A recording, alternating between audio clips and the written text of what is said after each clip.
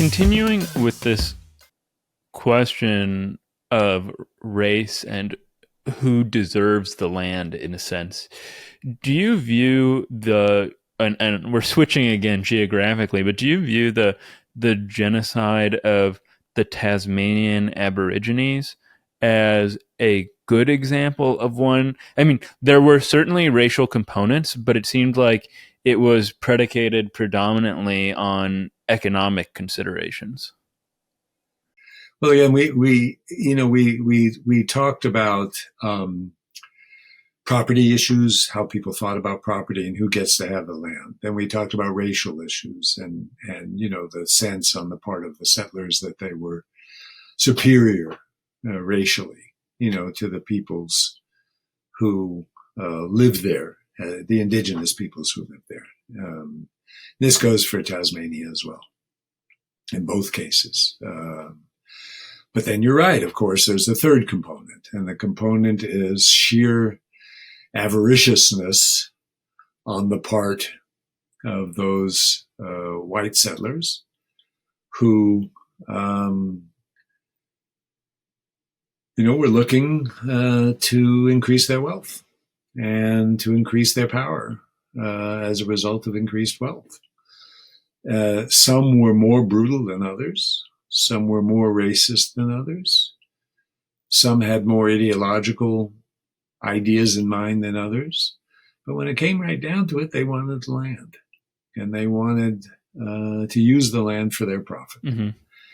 And, what factor figures in more, I think, is not a kind of exercise that's going to work for the same case everywhere.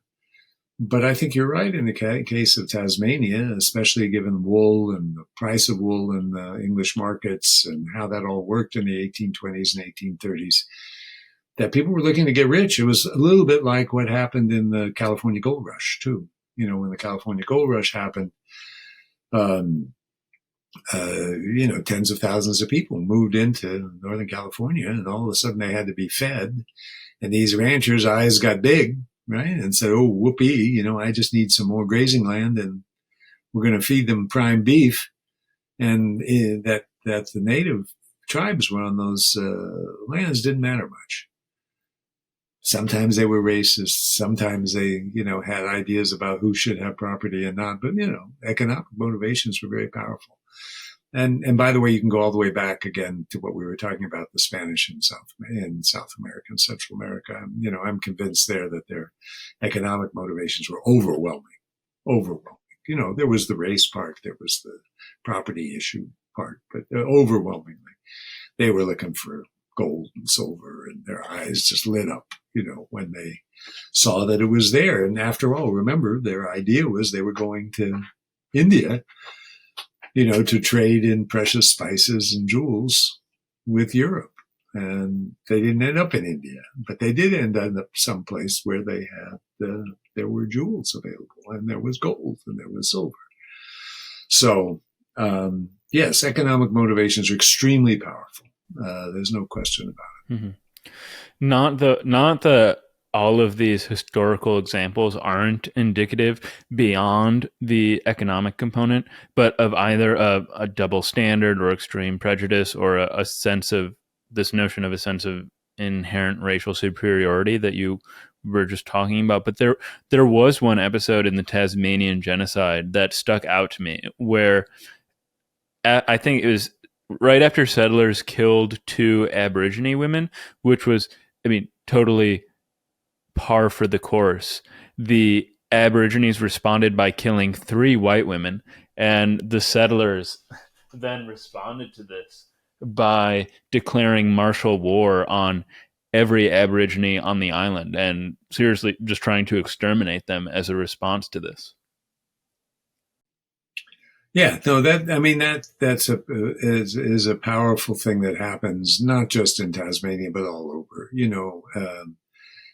and you can feel for the native peoples. For the indigenous peoples, because if they offer resistance, then that really inflames, the white settlers who believe in, again, in their superiority, of place, in their decency, in their goodness, and therefore, that these people offer resistance is considered,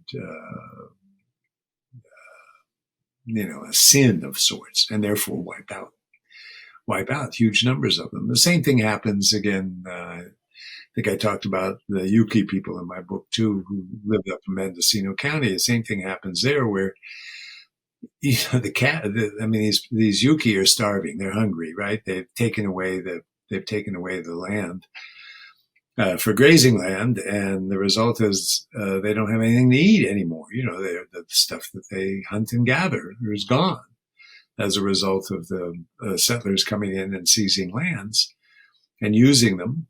And so they kill a cow or two, and that does it, and you get the same, then the posses come in and kill the Yuki, because they have killed their cattle. And sometimes they'll even kill the white man. There's a new historiography. I should mention this. There are a number of most recent books that have come out. I mean, 2 or 3 of them, which have emphasized, and I think it's important to do so, the resistance, right, of indigenous peoples to the white man.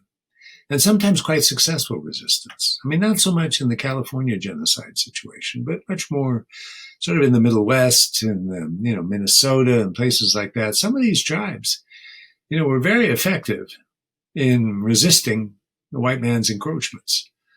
And, we're able to defeat, these groups of rangers and posses and even army detachments in some quite serious ways. So the fighting, in Texas, Oklahoma, Apaches, Comanches, others in the northern plains, sometimes in the east, there was quite considerable resistance, and we need to pay attention to that too. I mean, I wouldn't overemphasize it too much. I think fundamentally the indigenous peoples were victims, and they were victims of superior technology and weaponry and that kind of thing. But at the same time, there was resistance. So, and you find that the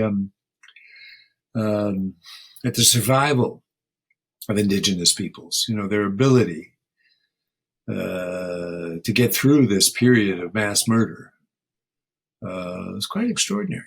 I mean, that there are these tribes, that they're out there, that they have their reservations, that they're trying to, that they're building their casinos, and that they're, fighting for their land to get it back, and that they're dealing with the environmental problems. So it's quite extraordinary if you think about it. Because for, whole decades, they were under fearsome attack. So that's part of the story, too, that I wanted to be sure to mention. And like I said, there's some recent very good books on this subject.